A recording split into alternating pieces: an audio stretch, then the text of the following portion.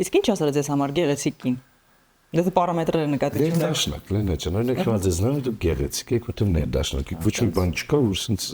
ինձ խախտի որպես տեսակ մարդու մի որ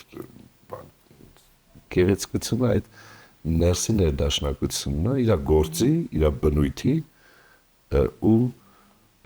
ինձ համար գեղեցկությունը ոչ այդ նազանքն է, դեպի ստրկամտություն տանող, որ ինձ ձգտում է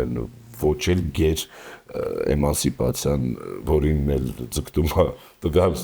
իրական սեռը ներկայացուցիչ, բալանսն ու ներդաշնակությունից ավելի սեքսուալ ու ավելի հաճելի ու ձգտում առաջացնող բան չկա ինձ համար։ Այդ է երևի գեղեցկությունը։ Չնայած որ համաչափությունը բնականաբար ու այն ամեն ինչ աչքը սովոր է տենալ, բայց դա էլ է դաստիարակման բան, աչքը եթե սովորացնում ես տափակ սիրունություն տեսնելու, ինքը դառնում է տենց, քո օրգանիզմն էլ է դառնում սիրող դեպքան։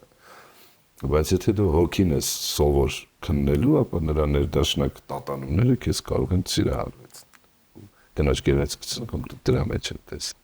Հա, գեղեցկության անհրաժեշտությունը դեռ մոտ հաջող է լինում։ Երևույթ նկատի ունեմ։ Եվ ինչ է դա լրացնում։ Ներդաշնակ։ Անդադարել կա սիրուն բանը։ Ես անիվ չեմ